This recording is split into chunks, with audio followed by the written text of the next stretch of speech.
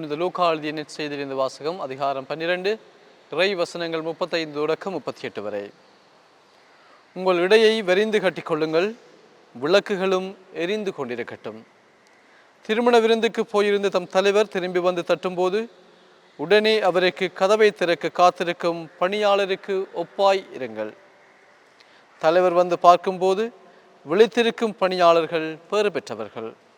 அவர் தம் இடையே வரிந்து கட்டிக்கொண்டு அவர்களை பந்தியில் அமர செய்து அவர்களிடம் வந்து பணிவிடை செய்வார் என உறுதியாக உங்களுக்கு சொல்கின்றேன். தலைவர் இரவின் 2ஆம் காவல் வேளையில் வந்தாலும் 3ஆம் காவல் வேளையில் வந்தாலும் அவர்கள் விழிப்பாய் இருப்பதை காண்பாரானால் அவர்கள் பேறு பெற்றவர்கள். இது இயேசு கிறிஸ்துவின் நற்செய்தி. கிறிஸ்துவே உமக்கு புகழ். இயேசு கிறிஸ்துவுக்குள்ளே பிரியமான சகோதர சகோதரிகளே, இன்றைய நாள் வாசகங்களை நாங்கள் பார்க்கின்ற போது விழிப்பாய் இருக்கும் பணியாளருக்கு ஒப்பாய் இருங்கள் என்று சொல்லி ஆண்டவர் எங்களுக்கு கூறுகின்றார். இன்றைய இந்த நற்செய்தி பணியாளர் தம் தலைவருக்காக எப்போதும் காத்திருக்க வேண்டும், விழிப்பாய் இருக்க வேண்டும் என்பதை எங்களுக்கு நினைவுறுத்துகின்றது. எங்களுடைய இந்த மனித வாழ்க்கையிலே நாங்கள் விழிப்பாய் இருக்கின்ற போது நாங்கள் பலவற்றை சாதிக்க முடியும். எந்த இடத்திலும் இந்த நேரத்திலும் நாங்கள் அவதானமாய் விழிப்பாய் இருக்கின்ற போது பல விடயங்களை எங்களால் சாதித்து கொள்ள முடியும். ஒரு முறை ஒரு பஸ்ஸிலே பயணிகள் பிரயாணம் செய்கின்றார்கள். இந்த பஸ்ஸிலே அவர்கள் பிரயாணம் செய்கின்ற போது அவர்கள் நெடுந்தொலைவு பிரயாணம் செய்கின்றார்கள். அப்போது அங்கு செல்கின்ற போது இரவு நேரமாகிவிட்டது. அங்கே அந்த சாரதி தவிர மற்ற அனைவரும் அங்கே தூங்கிவிட்டார்கள். அந்த சாரதி அந்த வாகனத்தை ஓட்டி கொண்டிருக்கின்ற போது அவருக்கு முன்னால் ஒரு பெரியதொரு ஆக்சிடெண்ட் அங்கே ஏற்பட அங்கே காத்திருக்கின்றது. அங்கே இன்னொரு பெரிய வாகனம் அவருக்கு முன்னால் வேகமாக வந்து அந்த வாகனத்தை இடிக்க முற்படுகின்ற போது அந்த சாரதி அந்த விபத்திலிருந்து அந்த மக்களை காப்பாற்றுகின்றார். இது உண்மையிலே நடந்த ஒரு விடயமாகி இருக்கின்றது. அங்கே அந்த சாரதி விழிப்பாக இல்லாது போயிருந்தால் அங்கு பயணித்தவர்கள் அனைவரும் இறந்து போயிருப்பார்கள். ஆனால் அவர் விழிப்பாக இருந்தபடியினால் அத்தனை நபர்களுடைய உயிரையும் அவர் காப்பாற்றக்கூடியதாக இருந்தது. அன்பானவர்களே, நாங்களும் எங்களுடைய வாழ்க்கையிலே விழித்திருக்கின்ற போது நாங்களும் நிச்சயமாக ஒரு விடயத்திலே நாங்கள் சாதிக்க முடியும். ஆனால் இன்றைய வாசகங்கள் எங்களுக்கு இந்த விழிப்பாய் இருத்தல் என்பதை பற்றி கூறுகின்ற போது நாங்கள் எதற்காக விழித்திருக்க வேண்டும், எதற்காக காத்திருக்க வேண்டும்? உண்மையை நாங்கள் விழித்திருக்கின்ற போது ஆண்டவர் இயேசு கிறிஸ்துவுக்காக நாங்கள் விழித்திருக்க வேண்டும். ஏனென்று சொன்னால் ஆண்டவர் இயேசு கிறிஸ்து வருகின்ற நாளோ வேளையோ எங்களுக்கு தெரியாது. எவ்வாறு ஒரு திருடன் ஒரு வீட்டிற்கு திருட வருவானோ அதே போல ஆண்டவர் இயேசு கிறிஸ்துவினுடைய வருகையும் அமைந்திருக்கும் என்பதை இன்றைய வாசகம் எங்களுக்கு எடுத்துக் கூறுகின்றது.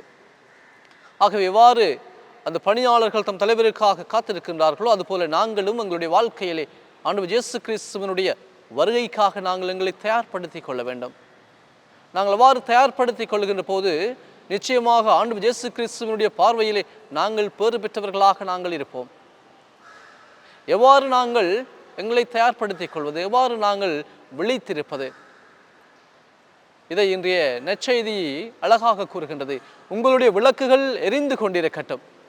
இந்த விளக்குகள் எரிந்து கொண்டிருக்கட்டும் என்கின்ற வார்த்தையை நாங்கள் தியானிக்கின்ற போது இந்த விளக்கு எதை குறித்திருக்கின்றது? இந்த விளக்கு என்பது எங்களுடைய வாழ்க்கையிலே நாங்கள் செய்கின்ற ஒவ்வொரு நற்செயல்களையும் குறித்திருக்கின்றது. அதுதான் அவர் சொல்கின்றார், உங்களுடைய விளக்குகள் எரிந்து கொண்டிருக்கட்டும். உங்களுடைய வாழ்க்கையிலே உங்களுடைய விளக்குகள் என்கின்ற நற்செயல்களால் உங்களுடைய வாழ்க்கையை நிரப்பிக் கொள்ளுங்கள். அது எப்போதும் பிரகாசமாக எரிந்து கொண்டிருக்க வேண்டும். அவ்வாறு எரிந்து கொண்டிருக்கின்ற போது நாங்கள் ஆண்டவர் இயேசு கிறிஸ்துவுக்காக நாங்கள் விழிப்பாயிருப்போம். அவ்வாறு விழிப்பாய் இருக்கின்ற போது ஆண்டவர் இயேசு கிறிஸ்துவும் நாங்கள் ஆயத்தமாக இருக்கின்றோம் என்பதை காண்கின்ற போது நிச்சயமாக எங்களுக்கு அவர் தன்னுடைய ஆசீரை வழங்குவார். நாங்கள் சிந்தித்து பார்ப்போம், எங்களுடைய வாழ்க்கையிலே நாங்கள் ஆண்டவர் இயேசு கிறிஸ்துவனுடைய வருகைக்காக நாங்கள் எங்களை தயார்படுத்திக் கொள்கின்றோமா? ஆண்டவர் இயேசு கிறிஸ்துவுக்காக நாங்கள் விழிப்பாய் இருக்கின்றோமா? நாங்கள் சிந்தித்து பார்க்க வேண்டும் என்பானவர்களே. ஏனென்று சொன்னால் பல வேளைகளிலே நாங்கள் விழிப்பாய் இருப்பதில்லை, நாங்கள் ஆயத்தமாக இருப்பதில்லை. நாங்கள் எங்களுடைய வாழ்க்கையில் ஒரு விடயத்தை நாங்கள் செய்கின்ற போது நாங்கள் ஆயத்தமாக இருக்க வேண்டும். ஆயத்தமாக இருக்கின்ற போது தான் அந்த விடயம் சிறப்பாக அமையும்.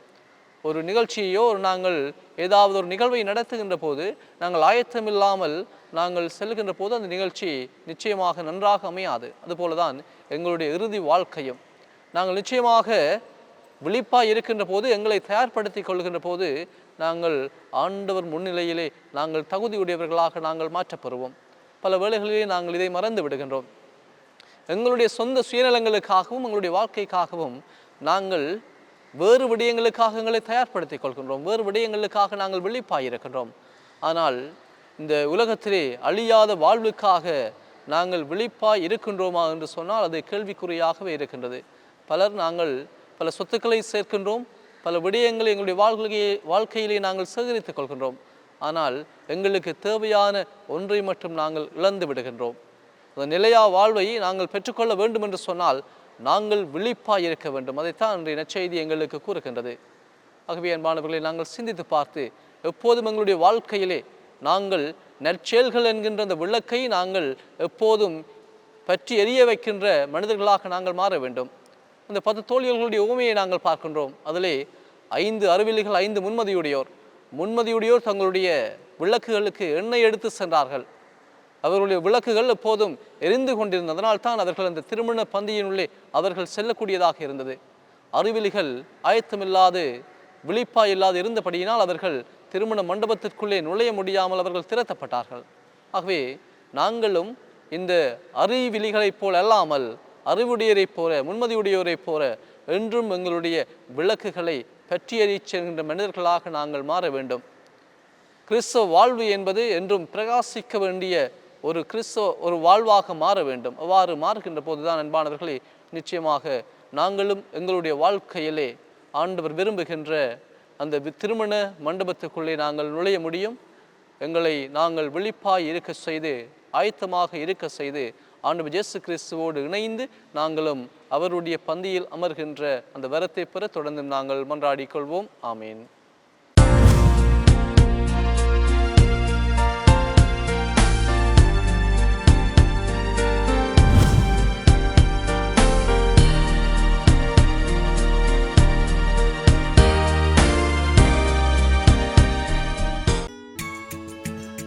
ஹோலி மேடையில் புத்தம்புது நிகழ்ச்சிகளை உடனுக்குடன் பார்த்து மகிழ எமது ஃபேஸ்புக் மற்றும் யூடியூப் பக்கத்தை லைக் செய்யுங்கள்.